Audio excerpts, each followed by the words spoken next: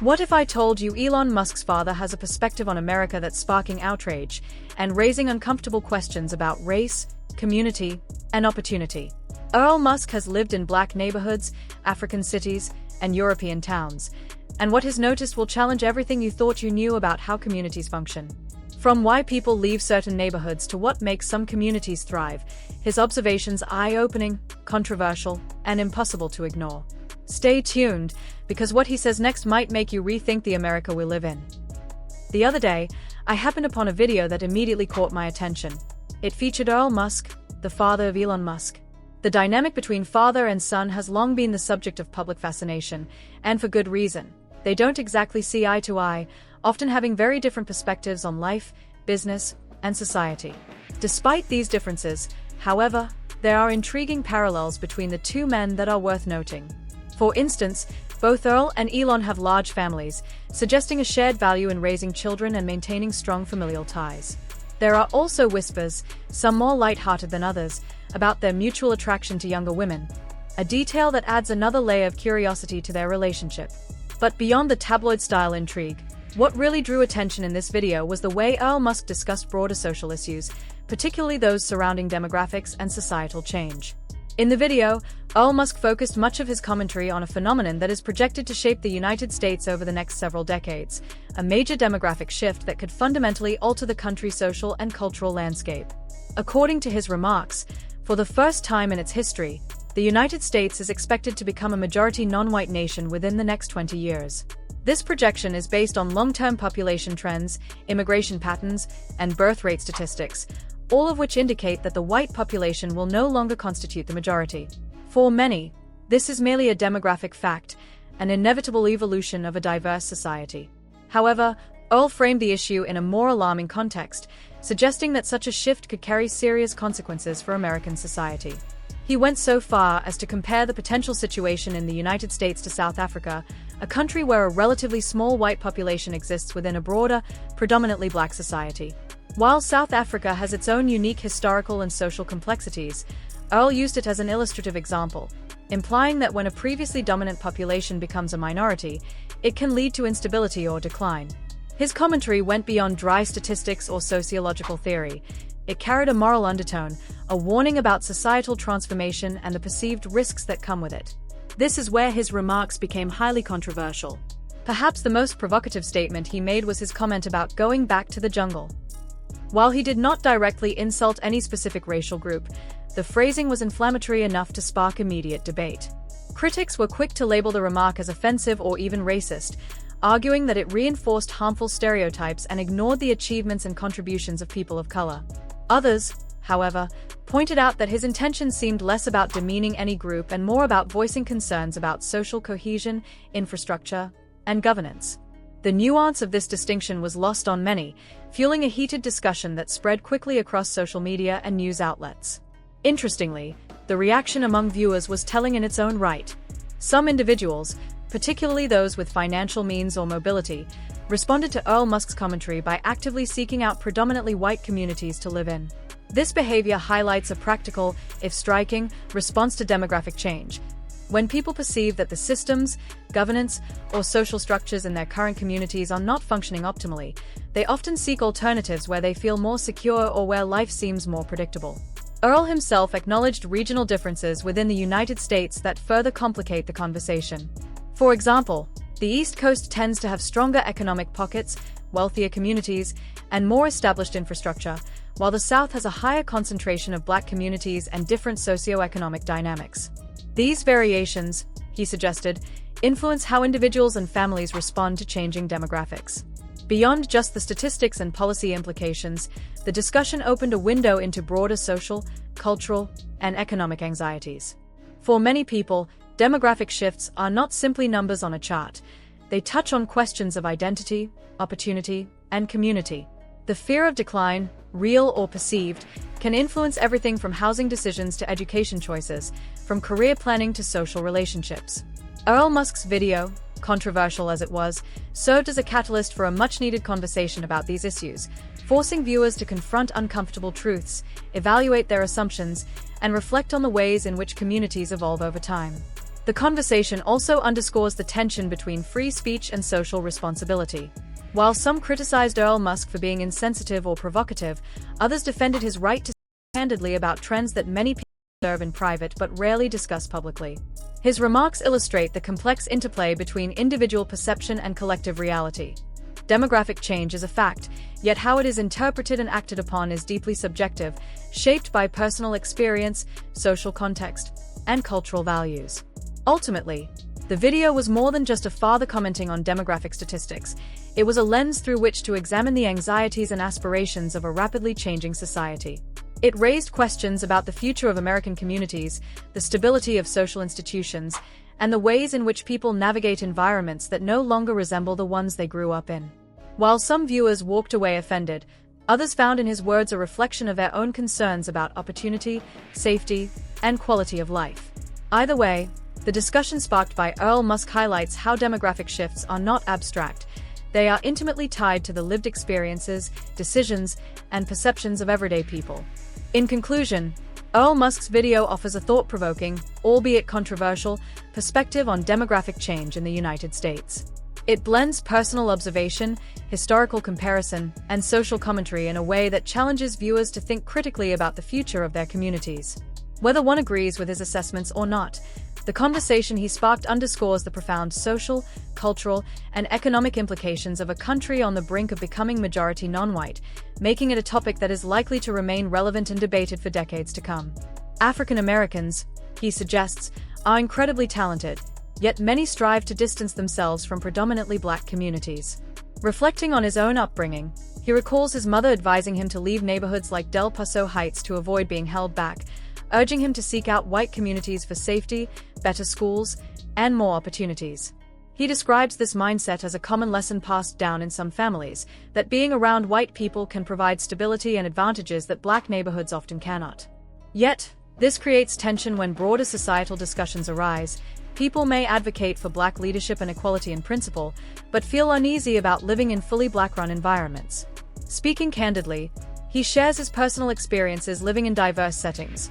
In Uganda, which he considers a mostly black utopia, in majority black areas near Washington, D.C., in Europe, particularly Poland, which is predominantly white, and in all-black cities in the U.S. Through these experiences, he observes clear differences in how communities operate depending on who is in leadership, noting that there are both advantages and challenges in each context. He reflects on his experiences living and moving across vastly different communities, ranging from American black neighborhoods to African cities, and then to European towns, and notes striking differences in how environments function depending on who holds authority and manages the infrastructure. His observations are not merely superficial. They touch on deeper social, economic, and organizational structures that shape daily life in meaningful ways. In predominantly white or European areas, he notes, life generally tends to be orderly, predictable, and well-maintained. Streets are clean, public spaces are safe, and essential services, such as electricity, water, transportation, and sanitation, operate efficiently. There is a sense of stability in these environments that allows people to go about their daily routines without constant worry about basic necessities. This consistency, he suggests, is not accidental but rather the result of well-managed governance, reliable institutions, and long-standing cultural norms around accountability and civic responsibility. In contrast, he argues, black communities often face more challenges when it comes to infrastructure and service management, sometimes due to systemic inequalities but also, in some cases, due to local inefficiencies or lack of investment. These challenges, he emphasizes, can be frustrating and even exhausting because many of them are preventable. To illustrate this, he recounts a personal anecdote from his time living in Africa. After returning from a brief vacation, he discovered that his apartment had been without power for several days. The cause, he later learned, was a completely burnt-out electricity box in his building, a failure that took far too long to repair. Perishable items, including ice cream and other ingredients he had planned to use for homemade treats, spoiled during this time, creating not only financial loss but also personal frustration. In addition to dealing with the immediate inconvenience, he had to wait for repairs, pay extra to replace the damaged equipment, and endure the disruption to his daily life. He compares this experience to similar patterns he has observed in black communities in the United States. While the contexts differ, the underlying theme is the same: repeated encounters with preventable problems, whether in housing, public services, or community management, can create fatigue, frustration, and a sense of instability.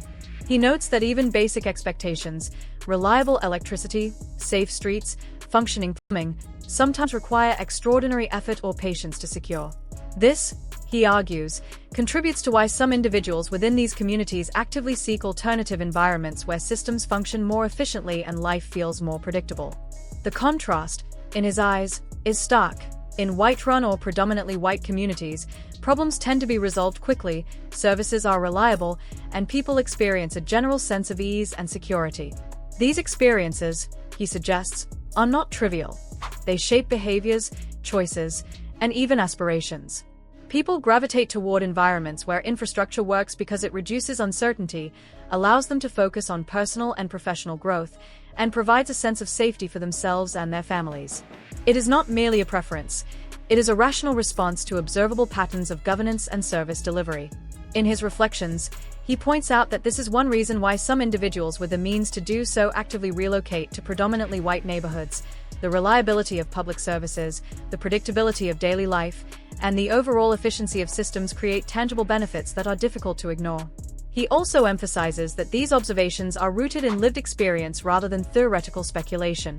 Having lived in diverse settings, from majority Black cities in America to African cities and majority white European towns, he has seen firsthand how different leadership structures, cultural norms, and levels of investment impact the functionality of a community. He notes that these differences extend beyond mere convenience. They affect quality of life, economic opportunity, personal safety, and even mental well-being. When basic systems fail repeatedly, it can erode trust, create stress, and limit one's ability to thrive. Conversely, environments where services are consistent and responsive foster confidence, security, and a sense of control over one's surroundings. Importantly, he frames these observations in a nuanced way, acknowledging that no community is perfect and that challenges exist everywhere. His argument is not about assigning blame to any particular group, but rather about recognizing patterns and understanding the practical consequences of governance and infrastructure management. By reflecting on these contrasts, he sheds light on the broader social dynamics that influence migration, neighborhood choice, and community development. People do not simply leave a neighborhood because of racial composition. They often leave in search of stability, reliability, and functional systems, conditions that are essential for raising families, pursuing education, and building careers. Ultimately, his reflections highlight a fundamental principle. The functionality of a community is deeply tied to its leadership, investment, and organizational efficiency. Whether in Africa, Europe, or the United States, individuals make decisions based on the tangible realities they experience daily. For him, these experiences illustrate why some people are drawn to environments where systems work predictably and efficiently. Life in such communities, he observes, is smoother, more manageable, and less burdened by preventable challenges, allowing individuals to focus on growth, success, and long-term planning rather than constant problem-solving. In sum, his reflections offer a window into the ways in which community management, infrastructure, and leadership shape lived experiences. From spoiled groceries due to power outages to navigating systemic inefficiencies, these challenges are not abstract. They directly affect how people choose where to live, how to plan their lives, and what opportunities they can realistically pursue. By comparing his experiences across Black, African, and European contexts, he underscores the importance of functional systems, reliable services, and effective governance, illustrating why some individuals gravitate toward communities where daily life runs smoothly and efficiently. He reflects deeply on the tension that exists between criticism from outsiders and the responsibility that members of Black communities themselves bear. In his view, much of the offense people take when remarks are made about challenges in Black neighborhoods is rooted in a failure to recognize the community's own role in shaping its environment. Rather than simply blaming external forces or labeling critical observations as racist, he suggests that some of the frustration stems from an internal acknowledgement that more could, and should, have been done to invest in and uplift these neighborhoods. Criticism, in this sense, is not always an attack. Sometimes it is a mirror reflecting shortcomings that many already privately recognize but have been unwilling or unable to address. Drawing from his personal experiences growing up in Del Paso Heights, he admits that he himself could have contributed more, despite having pursued a rigorous path through medical school and other professional achievements. He frames this admission not as a confession of failure but as an acknowledgement of the broader responsibility that individuals have to their communities. Many neighborhoods, he observes, have suffered from a lack of reinvestment, declining infrastructure, and the migration of talent to other areas. Historical landmarks of Black culture and achievement, once thriving and full of opportunity, have shifted over time. Areas like Compton, Del Paso Heights, East and West Oakland, and schools with storied histories such as Balboa High School have either changed dramatically or disappeared altogether as Black families moved on, often in search of better economic and educational opportunities. He notes a similar pattern among talented students from renowned programs like Long Beach Poly. Many of these students, he says, are leaving for private schools or more prestigious public schools, seeking environments where systems function reliably and where their opportunities for success are maximized. This trend, while perhaps understandable on an individual level, contributes to a broader exodus of talent from historically Black neighborhoods. The communities themselves lose not only potential leaders but also the social cohesion and mentorship that sustain generational progress. These shifts, he emphasizes, are not just demographic. They are emblematic of a deeper set of challenges related to infrastructure, opportunity, and systemic support within Black communities. While some might interpret these observations as harsh or overly critical, he argues that many Black people privately share these perspectives. Frustration with systemic challenges, inefficiencies, and the lack of reinvestment is widespread, even if it is rarely vocalized in public discourse. The critique, he insists, is not inherently racist. It resonates because it exposes a truth that many people within the community already feel but often struggle to confront. It is a reminder that while external factors undeniably play a role in shaping community outcomes, internal agency and collective responsibility are equally important in determining the trajectory of a neighborhood or institution. Even now, while living in Uganda and pursuing his own path, he reflects on these realities with a sense of ongoing responsibility. He recognizes that if he were still in the United States, he would feel compelled to contribute to Black communities, though not necessarily in struggling areas such as East St. Louis.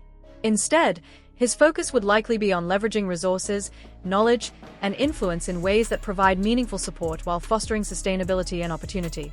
His reflections suggest that meaningful change requires both individual and collective action, a recognition that community development cannot rely solely on external critique or idealized notions of progress. It requires tangible effort, investment, and engagement. Ultimately, he argues that disagreement with outsiders' critiques is not a sufficient response. Complaining, ignoring, or dismissing criticism only perpetuates the underlying issues. The real answer, he contends, lies in action, building, investing, and strengthening the communities from which we come.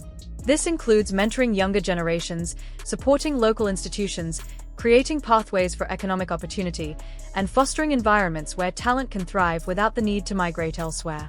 By embracing this responsibility, he believes that communities can reclaim agency over their destinies, address systemic challenges from within, and cultivate spaces that both honor history and prepare for the future. In essence, his reflections present a nuanced perspective on accountability, growth, and community investment. They acknowledge the validity of external observations while emphasizing that sustainable progress ultimately depends on the willingness of individuals within the community to act. By candidly reflecting on his own experiences and shortcomings, he models a mindset of responsibility and engagement that can inspire others to approach challenges with both honesty and proactive solutions.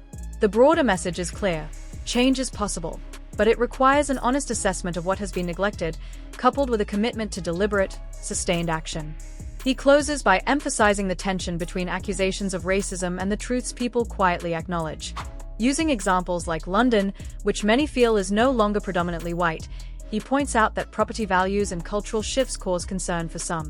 While the statements he references can be labeled as racist, he argues that many Black people actually share similar private sentiments about their communities and opportunities. He challenges critics to reflect on their own lives, where they live, who they marry, and how their choices align with their words, highlighting perceived hypocrisy when individuals criticize such remarks while benefiting from or participating in interracial relationships or privileged environments. Ultimately, he frames the discussion as a candid, sometimes uncomfortable reflection on race, community, and personal responsibility, leaving viewers to confront these questions honestly.